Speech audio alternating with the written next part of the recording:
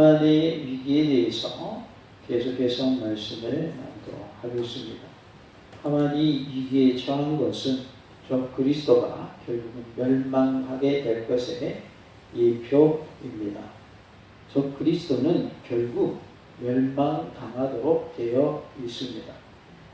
당장은 저 그리스도가 힘이 세고 믿는 자들을 핍박하고 이기는 것 같을지라도 염려하지 마시기 바랍니다. 낙심하거나 좌절하지 마시기 바랍니다. 반드시 교회는 승리하며 믿는 자들은 승리하게 되어 있습니다. 왜냐하면 하나님께서 그렇게 될 것을 말씀해 주셨기 때문입니다. 우리가 끝까지 믿음으로 승리하는 신앙이 될 수 있기를 원합니다. 13절에 자기가 당한 모든 일 그의 아내 세레스와 모든 친구에게 말하매 라고 말씀하고 있어요.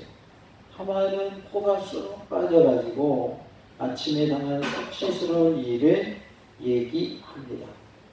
그중 지혜로운 자와 그의 아내 세레스가 이르되 라고 말씀을 하죠. 지혜로운 자는 하만의 모사들을 말합니다. 이들은 거짓 선지자들의 예표이고요. 세레스는 음녀의 예표입니다. 모르드게가 과연 유다 사람의 후손이면 당신이 그 앞에서 굴욕을 당하기 시작하였으니 라고 말씀합니다. 저 그리스도는 결국 굴욕을 당하게 되어 있습니다. 더 줍시다. 저 그리스도는 반드시 멸망합니다. 저 그리스도는 반드시 멸망하게 되어 있습니다. 그래서 굴욕을 당할 것을 말씀해 줍니다.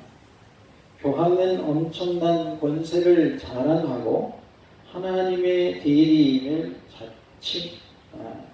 자청하지만 결국 굴욕을 당하게 될 것입니다. 불과 유황으로 타는 불모심판에 처해지게 됩니다. 하나님의 대리인이다 라는 표현이 이게 많이 안 맞는 거예요.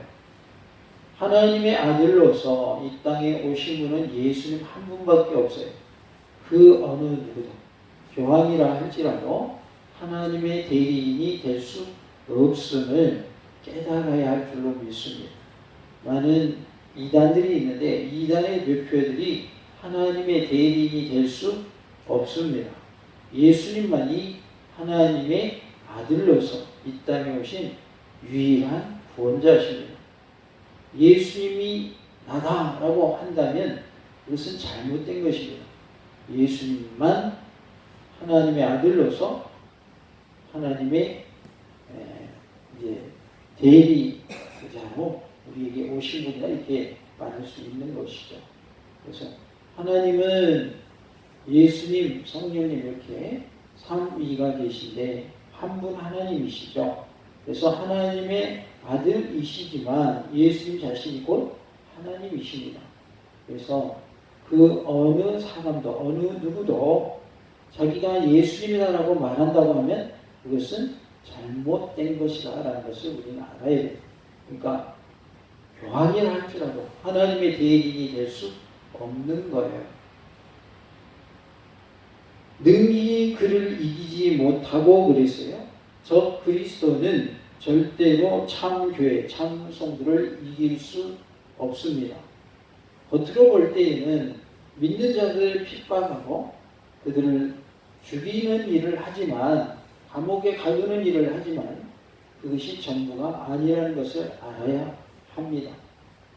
우리가 마지막에는 뭐가 있다고 알고 있어요? 심판이 있다고 알고 있죠. 지금 이 땅에서 잠깐 자기 마음대로 한다고 해서 그게 전부가 아닌 것이죠. 반드시 주님이 다시 오시는 날엔 심판이 있다 그 말이에요. 그래서 참 교회는 반드시 승리하게 되어 있고 참 성도가 승리하게 되어 있습니다. 계시록 17장은 어린 양과 짐승이 싸우는 내용이 나옵니다. 누가 이길까요? 어린 양이 이길까요? 짐승이 이길까요? 어린 양이 이깁니다. 어린 양은 누굴 말해요? 예수님을 말합니다. 짐승은요? 저 그리스도를 말합니다. 적그리스도가 이긴 게 맞겠어요? 예수님이 이긴 게 맞겠어요? 당연히 예수님이 이기죠. 그래서 어린 양과 적그리스도의 싸움에 대해서 계시록에 나오고 있는데 계시록 17장 14절에 그들이 어린 양과 더불어 싸우려니와 여기서 그들은 적그리스도 세력을 말합니다.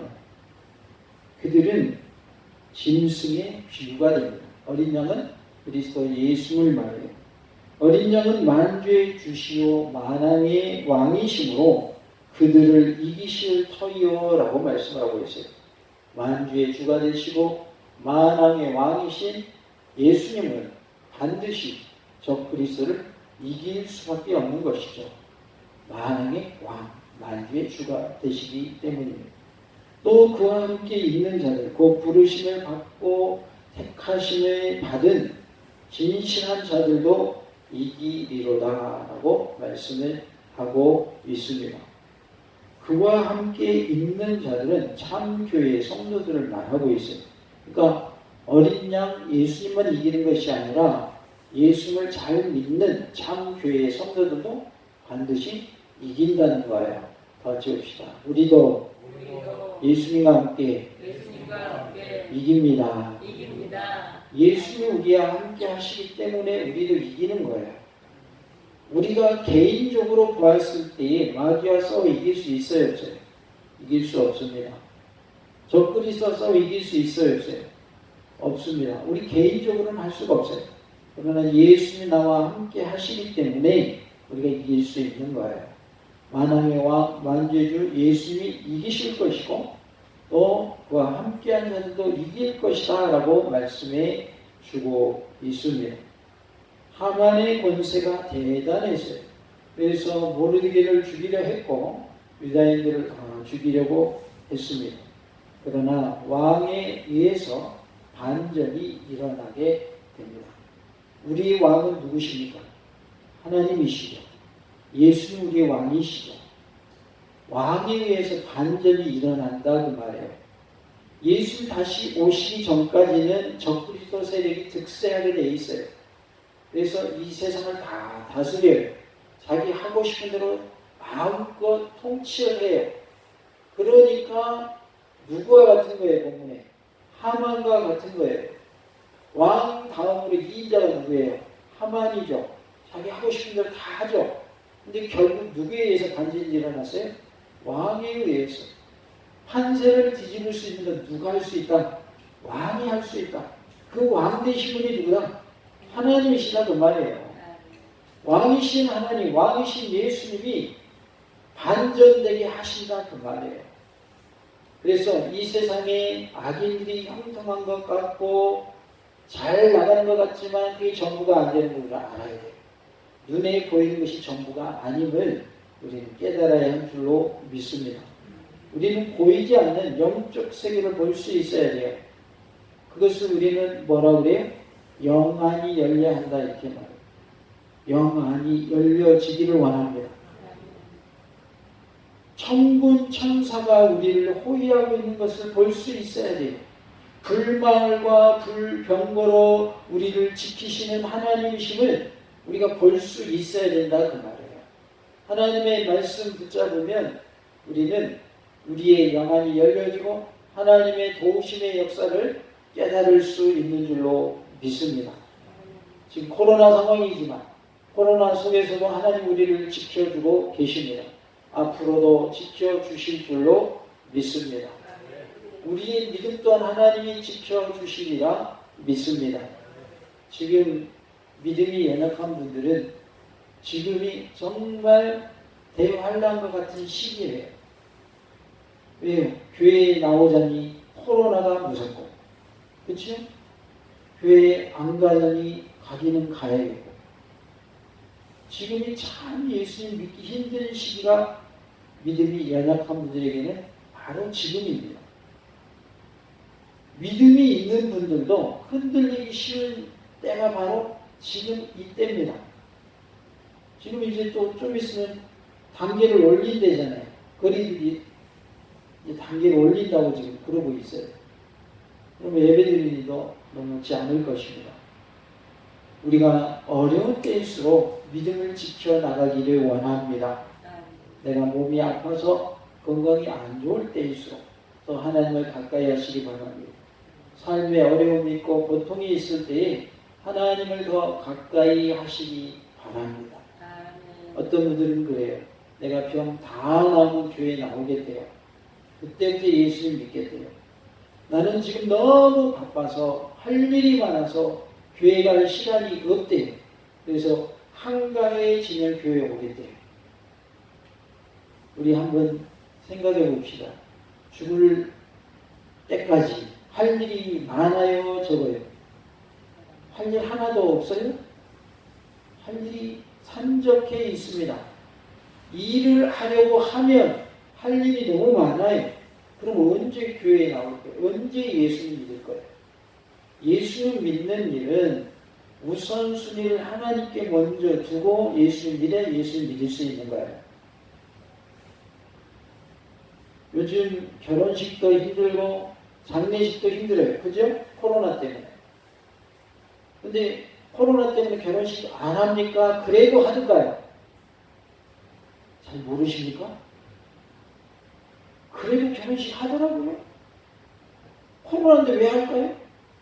결혼식 해야 결혼하고 사는데요. 그럼 장례식은요? 코로나인데 어떻게 장례식을 해요? 장례식 하든가요? 안 하든가요? 하잖아요. 사람들이 많이 못 갈 뿐이지 장례식을 한단 말이에요. 예수 믿는 일은요? 코로나 때문에 안 믿어도 되는 거예요? 왜 장례식도 하고 결혼식도 하면서 왜 예배는 안 드려도 괜찮아요? 말이 안 맞는 거예요.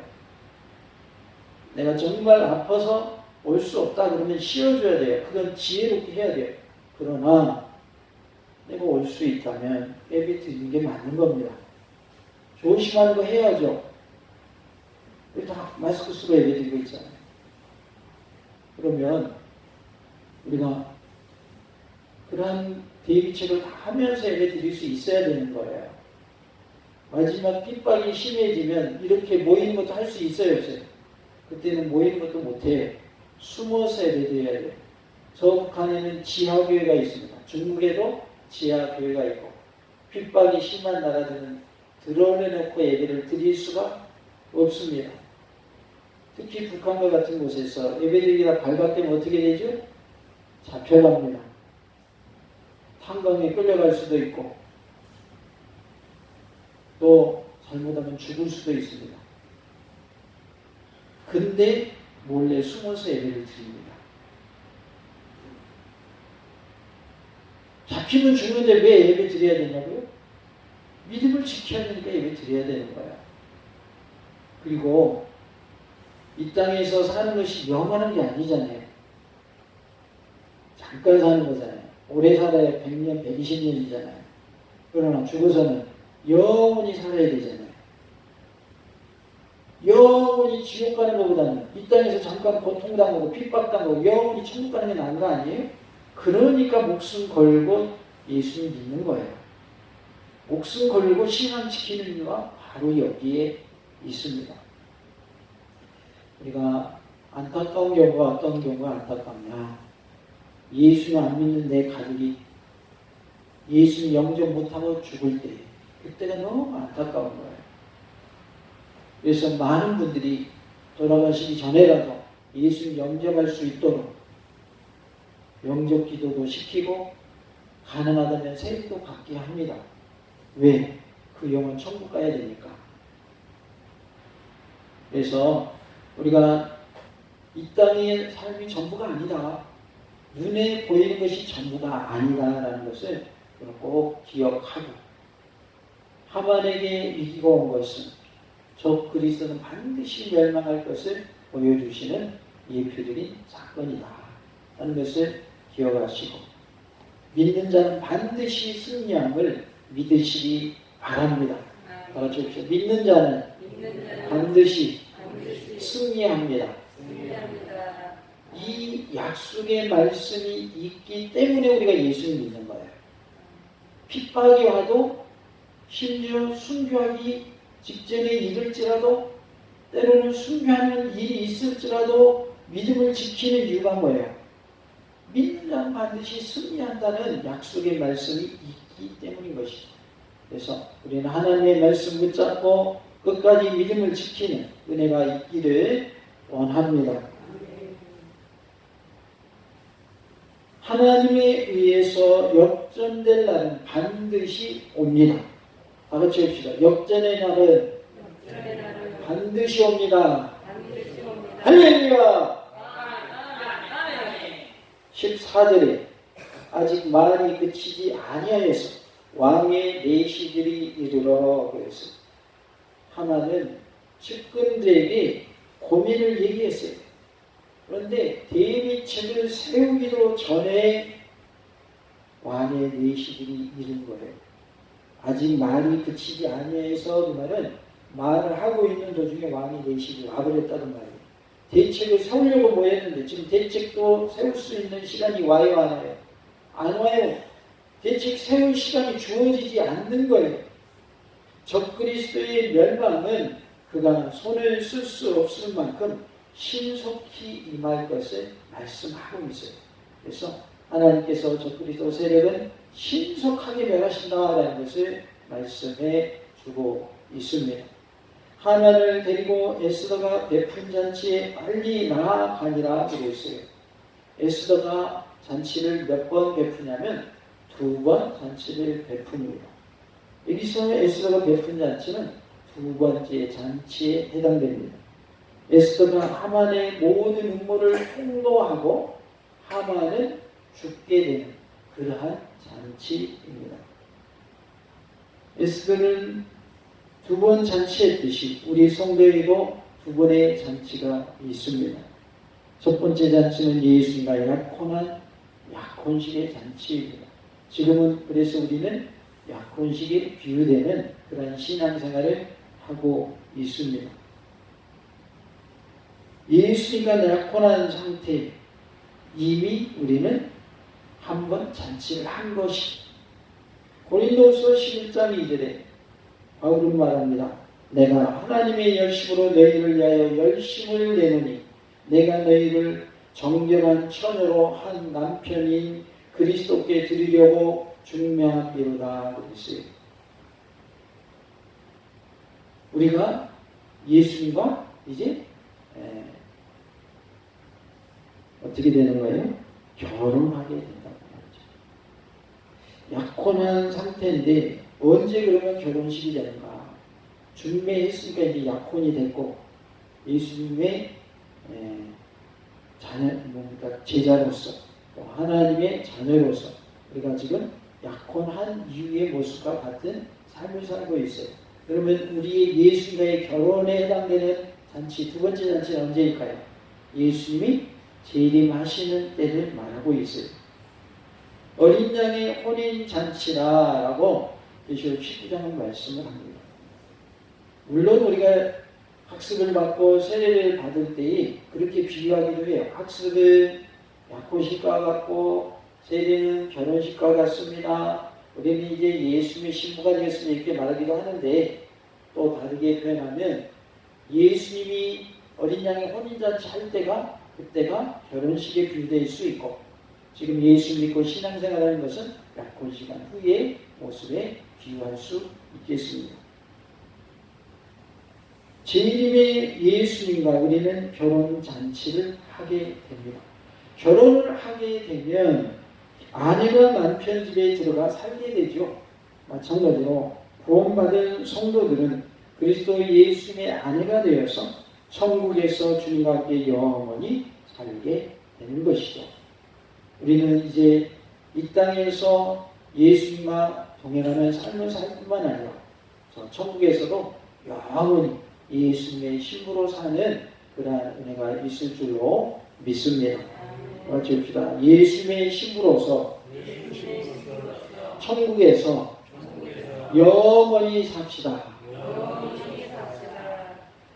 이 세상 나라, 온 우주, 하늘의 별들까지도 다 마지막 때는 불태워지게 되고 하나님의 만물을 새롭게 하시게 됩니다. 그래서 우리는 새 하늘과 새 땅, 새 예루살렘, 회복된 새 에덴에서 영원히 살게 됩니다. 하나님의 영광이 들어가게 되는 것이죠. 주님이 누리시는 그 영광을 우리에게도 허락해 주신 것이 어디예요? 천국입니다. 저 천국에서 영원히 사는 은혜가 우리 모두에게 있기를 원합니다. 같이 봅시다. 천국에서 만납시다. 할렐루야.